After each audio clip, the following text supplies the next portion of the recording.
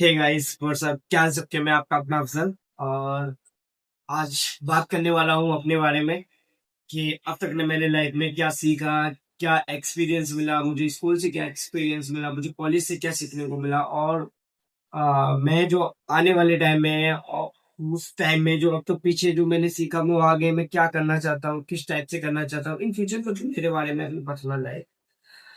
तो सबसे पहले बात की जाए स्कूल लाइफ की, जो कि बहुत अच्छी रही है। और लाइफ टाइम में आपको पता ही है कि ज्यादातर 8th क्लास तक सब लोग मस्ती वगैरह ये सब कुछ करते रहते हैं। जिस तरीके से मैं, जहाँ से मैं बिलोंग करता हूँ, जो मेरा विलेज है, मैं विलेज से बिलोंग करता हूँ। उस विलेज में मतलब एक प्राइवेट स्कूल था जिसमें हमारी स्कूलिंग हुई है, एक कक्षा 1 से लेके कक्षा 8 तक। तो वहाँ बस जिंदगी थी एक मौज मस्ती वाली, जो कि ज्यादातर लोग, और जो ये एक चीज मुझे मतलब कह सकते हैं कि एक चीज में मुझे वहां पे लगा कि स्कूल लाइफ में मतलब अगर आप गांव से बिलोंग करते हैं तब, और अगर आप सिटी से बिलोंग करते हैं तो उसमें मतलब डिफरेंस क्या रहता है कि अगर हम आगे में बात करी जाए कि अपने इन फ्यूचर अपने बच्चों की, कि बच्चों को गांव में ज्यादा रखना चाहिए या सिटी में रखना चाहिए, तो वो क्यों रखना चाहिए, और क्या ऐसी चीजें जो आज की डेट में गांव में रहने से नहीं हो पाती, जो कि शहर में रहकर हो पाती है। तो सबसे पहले मैं बात कर की जाएगी, सबसे पहले मैं बात करना चाहूंगा कि जब इंसान फॉर एग्जांपल कक्षा 1 से लेके कक्षा 8 तक होता है, ठीक है, उसकी जो दिमाग की जो क्षमता होती है ना, वो 100 गुना तेज होती है।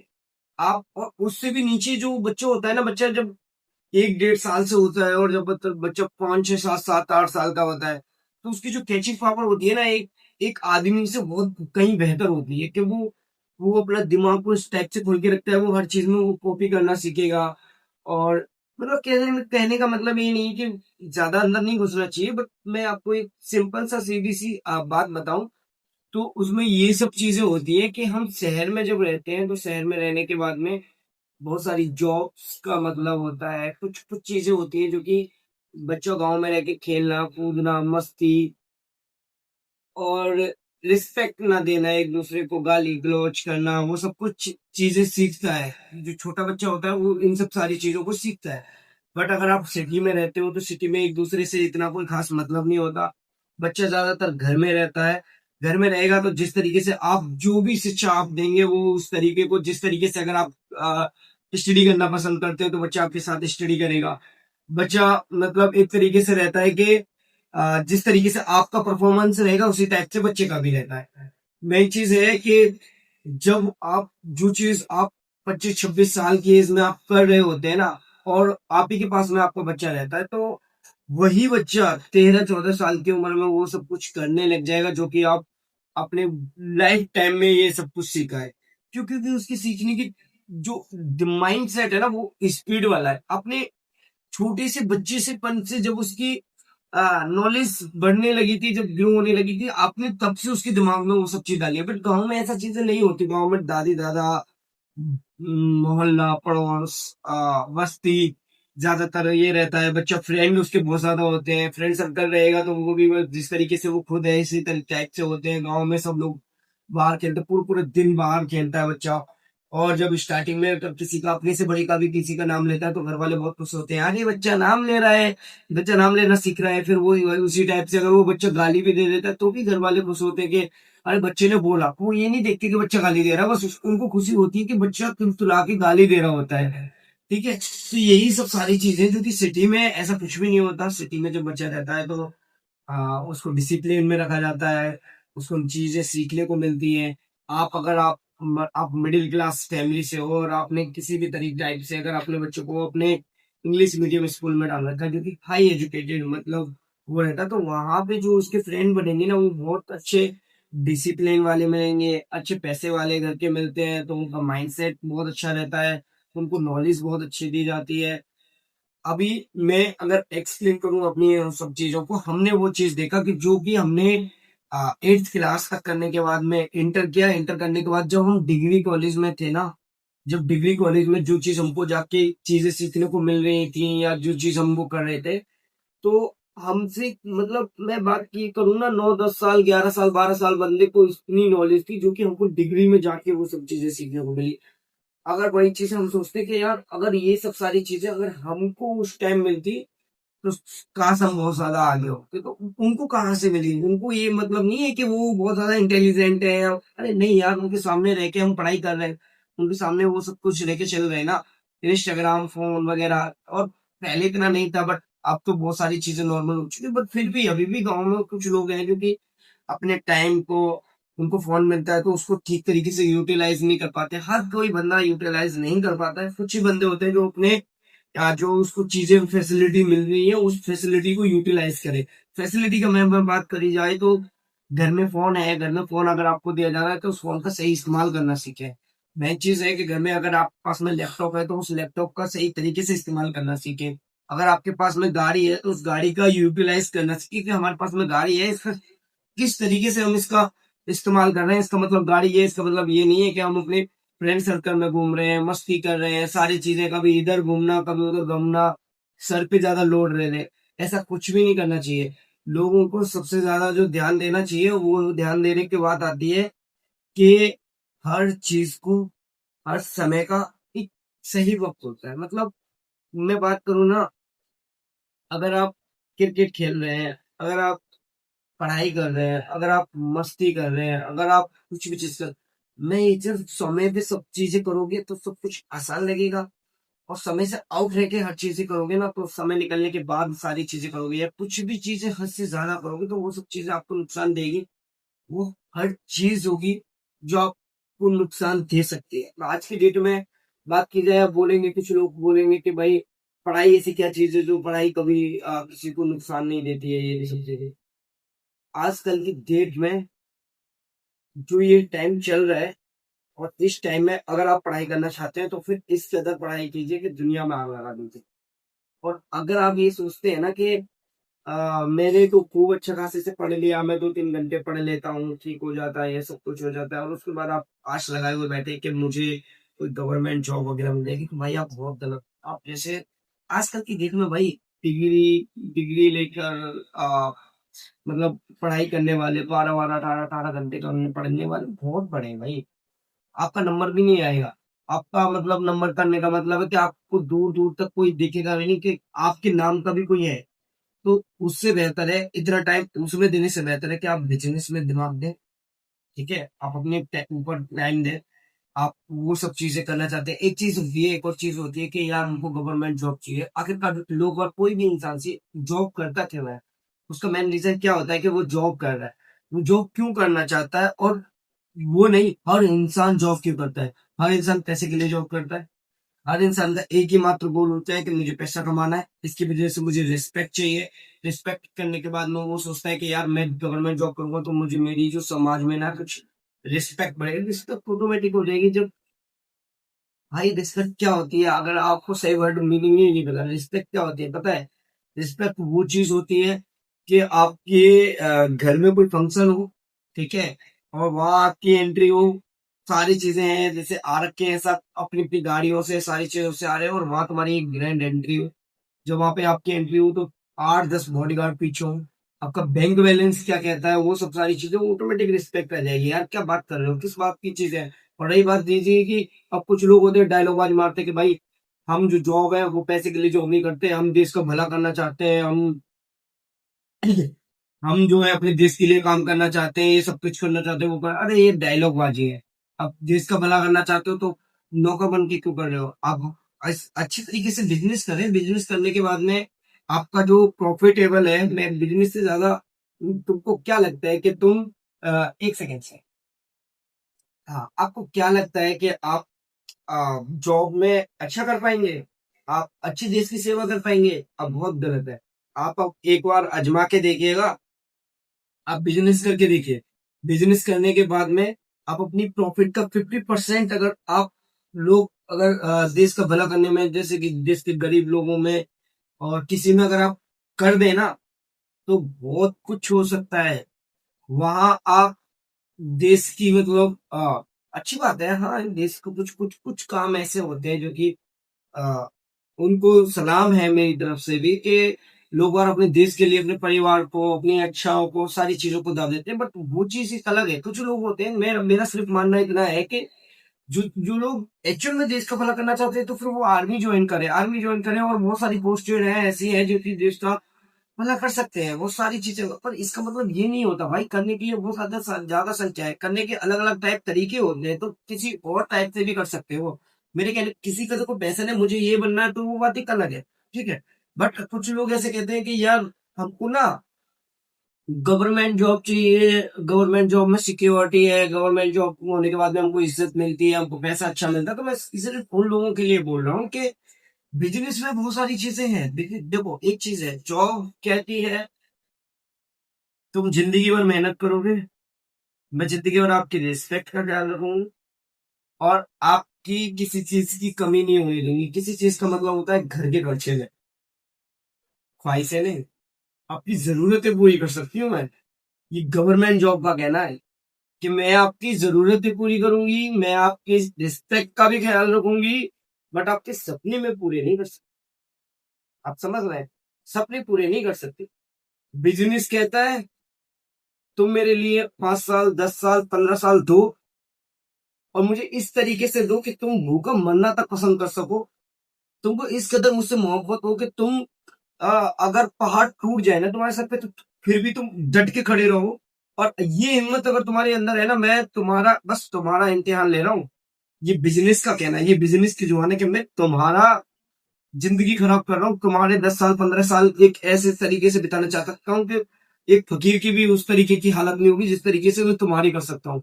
बट उसके बाद गारंटी मेरी है कि तुम्हारे पूरे खानदान में या तुम्हारे पूरे वंश के अंदर किसी को पैसे की कमी हो जाए तो मेरा नाम बदल देना आगे। ये बिजनेस है भाई, ये बिजनेस है, ये एक्चुअल है कि तुमने अपना देखो त्याग पत्र तुमने दिया, 10 साल 15 साल 20 साल तुमने त्याग पत्र दिया। अब तुम त्याग पत्र दे रहे हो ना, तो आपकी पूरी फैमिली में आपका जो पूरा वंश चलाएगा ना, मैं उस तक का ख्याल रखूंगा मैं। और इस चीज की मैं गारंटी देके कहता हूँ, जॉब में तुम मेहनत दोनों में बराबर है, और दोनों में बराबर नहीं है, ये नहीं कह सकते दोनों में बराबर है। दोनों के दो टाइप्स है। और दो टाइप्स कैसे? जॉब में भी आप गवर्नमेंट जॉब आज की डेट में आसानी तो है नहीं, है ना। 10 घंटे 12 घंटे आपको लगातार स्टडी करनी पड़ती है, 2 3 4 4 साल में भी कुछ कुछ लोगों का लक होता है जो 1 साल में जॉब मिल जाती है। तो बिजनेस भी किसी किसी का लक होता है कि 1 साल में सक्सेसफुल कर देता है, और 100 में से एक दो बंदों का, ठीक है। बाकी जॉब भी 4 5 साल मांगती है पूरा अच्छे से मेहनत करना, और उसके बाद 4 5 साल मेहनत मांगती तो है, उसके बाद जॉब लग जाएगी, उसके पास रिस्पॉन्सिबिलिटी है। कुछ कुछ लोगों की गवर्नमेंट जॉब तो ऐसी है कि रिस्पॉन्सिबिलिटी उनकी बहुत तगड़ी है भाई। उनकी रिस्पॉन्सिबिलिटी इतनी है कि वो जॉब से पहले ठीक थे, और उसके बाद जॉब जब से मिली है जब से तो उनको सुकून ही नहीं है। समझ में वो पहले तो आगे कि हमको जॉब मिल जाएगी तो हम ठीक हो जाएंगे, कुछ भी नहीं हुआ उनको। अब वो बहुत ज्यादा प्रॉब्लम में है कि यार जॉब में थे तो बस ये तो है कि चलो मुझ पे पैसे की कमी नहीं है, गवर्नमेंट जॉब मिली हुई है तो सरकार ने मुझे फ्लैट दे रखा है, मुझे गाड़ी दे रखी है, मुझे रिस्पेक्ट दे रखी है, वो तो सारी चीजें हैं, पर टाइम नहीं है ना। टाइम नहीं है मेरे पास, मैं टाइम नहीं दे पा रहा हूँ, मैं अपनी फैमिली को, अपने यार दोस्तों को, अपने उसको नहीं दे पा रहा हूँ। अपना वही जो वो वीकेंड ऑफ मिलता है तो उसी में मेरा टाइम स्पेंड हो जाता है। हो गया तो ठीक है, नहीं हुआ तो साइड करो भैया, नहीं होता ऐसा कुछ। बट बिजनेस वो क्या कहता है, वो क्या कहता है आपको पता है? वो साफ बोलता है भाई देखो, जब तक तुम कामयाब ना हो जाते, जब तक आपके इनकम 1 CR ना हो जाए, 1 CR तक का स्ट्रगल। आप एक बात ध्यान से रख रहे हैं। अब आ, अगर कोई कहे ना कि बिजनेस में कामयाब कब होगे, कैसे पता चलेगा कि हम बिजनेस में कामयाब हो गए, ठीक है। तो मैं आपको बता रहा हूँ किस तरीके से पता चलेगा कि आप कामयाब हो चुके हो। जब आपका अकाउंट बैलेंस जीरो हो, आपको स्टार्ट किया हो अपने 10 लाख 20 लाख, या ये तो बहुत बड़ी बात बोल दी मैंने, 1 2 लाख रुपए से जो लोग बिजनेस स्टार्ट करते हैं, 1 2 लाख रुपए से लेके जो उसका बहुत बुरा वाला स्ट्रगल होता है ना, वो 1 CR तक का होता है, ठीक है। ये होता है पहला स्टेप कि 1 CR से लेके, सॉरी, 1 लाख से लेके 1K से लेके 1 CR तक का, वो सबसे तगड़ा तुम्हारा स्ट्रगल होता है। दूसरा स्ट्रगल तुम्हारा कब होता है? उसके बाद जो स्टेप 2 आता है वो क्या होता है कि 1 CR तुम्हारे अकाउंट में तो आया, बट कस्टमर का है। कस्टमर से मेरा मतलब है कि आपकी सेविंग्स 1 CR नहीं हुई है, आपका कंपनी का टर्नओवर, जो आपने कंपनी स्टार्ट की थी 1 1.5 2 लाख रुपए से, उस कंपनी का टर्नओवर आपने 1 1.5 CR पहुंचा दिया। कंपनी का 1.5 CR कितना हो गया? 1 CR आप कंपनी का टर्नओवर हो गया। First step. दूसरी स्टेप ये होती है कि आपको कोई एक ऑर्डर 1 CR का लगा हो। ठीक है, फर्स्ट स्टेप तो ये है कि 1 CR का आपको टर्नओवर बनाना है। दूसरा स्टेप ये है कि 1 CR का एक कस्टमर लेके आना। एक कस्टमर जिसका 1 CR का ऑर्डर हो, और उसमें बेशक आपकी बजट 10 से 15 लाख रुपए हो, कोई बड़ी बात नहीं है, बट आपका 1 CR का होना चाहिए। ओके, 1 CR से ऊपर का। उसमें आपको क्या होगा कि यार बोलेंगे इससे क्या फायदा, तो इससे फायदा ये है कि वो जो 1 CR का है ना, कि आपकी ये मेहनत बता रही है कि आप जो 10,000 20,000 40,000 50,000 रुपए के जो आपके पास ऑर्डर आ रहे थे, आज 1 CR के ऑर्डर आपके पास आ रहे हैं, इसका मतलब आपने कुछ ना कुछ तो अपने लाइफ में किया है। दूसरा सेकंड सेकंड स्टेप हो चुका है। थर्ड स्टेप कौन सा होता है? थर्ड स्टेप में अगर मैं बात करी जाए, 1 CR सेविंग्स अकाउंट करना। जब आपकी अकाउंट सेविंग्स 1 CR हो जाए, पहला स्टेप था टर्नओवर बनाना। टर्नओवर एक अलग चीज है। सेकंड स्टेप क्या था? सेकंड स्टेप था कि आपका 1 CR तक का कोई एक ऑर्डर लेके आना। मतलब कोई किसी कस्टमर का, एक कस्टमर का 1 CR तक का ऑर्डर है, कि आज आपकी वैल्यू इतनी हो चुकी है कि मेरा एक कस्टमर भी 1 CR की लपेट में है। ठीक है। तीसरी तीसरा स्टेप ये होता है कि 1 CR का मेरे पास में आज सेविंग अकाउंट है। ठीक है, थर्ड स्टेप हो चुके हैं। अब जब यहाँ स्टेज पे लगो ना आप, तो समझ जाओ कि तुम सफलता की लास्ट सीढ़ी पे आ चुके हैं। मतलब अभी भी कामयाब नहीं हुए लोग, और 1 CR सेविंग्स अकाउंट करने के बाद में भी कुछ ना कुछ प्रॉब्लम्स हो जाती है, पर वो छोटी सी है। अब आपको मात्र मात्र 20% काम करने की जरूरत है, स्ट्रेटेजी बनाना। अभी क्या होगा, जब आपका फर्स्ट स्टेप होगा ना, कंपनी का टर्नओवर करना, 1 CR टर्नओवर जब आप करोगे, भाई साहब हालत खराब हो जाएगी आपकी। उसमें आपको देखना होगा भूखा नंगा सोना, ये इतनी दिक्कतें आना, इतनी परेशानी आना कि आपको रोड पे आ जाओगे। अगर आप बेड पे सोते हो ना, आज अगर आप कोरमा खा रहे हो, तो कल हो सकता है भूखा भी सोना पड़ जाए। वो हालत खराब कर देगा तुम्हारा, बहुत बुरा वाला। 1 CR के टर्नओवर तक तुम्हारा सबसे बुरा वक्त। उसके बाद में आएगा आपका वो बुरा वक्त कि 1 CR का ऑर्डर लेके आना, कि आपकी इतनी वैल्यू हो कि आप जिस सामने वाले को ऑर्डर से बात कर रहे हैं ना, जिस तरीके से, फॉर एग्जांपल, अगर वो 1 CR का ऑर्डर दे रहा है, तो इसका मतलब वो कम से कम 10 करोड़ या 15 करोड़ का तो आदमी है वो। ठीक है, भाई 10 15 करोड़ उसकी वैल्यू होगी, 15 20 करोड़ उसकी वैल्यू होगी। जब तो वो 1 करोड़ रुपए का माल ले रहा है, तो ऐसे थोड़ी ना माल ले लेगा तो उसकी वैल्यू 1 करोड़ रुपए की, 1 करोड़ का ही माल उठा रहा है वो। ऐसा नहीं हो सकता भाई। अभी मेरे पास में 1 लाख रुपए है, मेरा पूरा सेविंग अकाउंट, मेरे पास में 1 लाख रुपए है। तो मैं कितने तक का माल ले सकता हूँ, किस चीज में कितने तक की इन्वेस्ट कर सकता हूँ। अगर मैं किसी चीज का माल ले रहा हूँ, तो मैं कितना ले सकता हूँ? 20,000 30,000 50,000, बस लास्ट, इससे ज्यादा मैं नहीं कर सकता। ठीक है, तो इसका मतलब वो ऑलरेडी कामयाब बंदा है। ऑलरेडी उसने बहुत सारी चीजें सीखी हैं, ऑलरेडी उसको सारी चीजें जो हम कर रहे हैं वो कर चुका है। उसका स्ट्रगल टाइम निकल चुका है, जो हमारा स्ट्रगल टाइम चल रहा है। अब हम उसको इम्प्रेस करने का अगर हम दम रखते हैं, उसके सामने हम एक तरीके से, ठीक तरीके से अपनी पर्सनैलिटी को आ, सामने दिखा सकते हैं कि हाँ सब कुछ बात है, कि ये बंदा हमको, सामने वाले को भरोसा भी तो होना चाहिए ना, कि ये 1 करोड़ रुपए का मैं माल जिससे ले रहा हूँ वो दे भी सकता है, उसकी औकात भी है। तो सामने वाला जज कर लेता है, आपकी शक्ल देख के, आपका ड्रेसिंग सेंस देख के, आपकी स्किल्स देख के वो समझ में आ जाता है कि यार ये बंदा, मैं इसको 1 करोड़ रुपए का ऑर्डर दे रहा हूँ, क्या ये कर पाएगा? कहीं ऐसा तो ना हो मेरा पैसा ही लेके भाग जाए। तो बहुत सारी चीजें हैं जो डाउट्स इंसान के दिमाग में जाता है, तो आपको वहां रिप्रेजेंट बहुत अच्छी तरीके से होना। वो एक एक एक 1 CR का ऑर्डर लेके आना ना, ऐसा भी हो सकता है भाई साहब के 50 50 40 50 कस्टमर आपके पास आए हो 1 CR के, और लौट के चले गए हो आपके पास से। आप नहीं उसको पकड़ पाए हो, क्यों नहीं पकड़ पाए हो? आपका ऑफिस ठीक से ना हो, आपके ऑफिस में वो सब चीजें पॉजिटिविटी नहीं दिख रही हो कि ये 1 CR लायक ऑफिस है या नहीं। क्या मैं इसको इतना बड़ा काम दे सकता हूँ? 1 CR आज की डेट में कोई बड़ी, मतलब इतना भी आसान नहीं है, और जब हो जाए तो इतनी भी बड़ी बात नहीं है।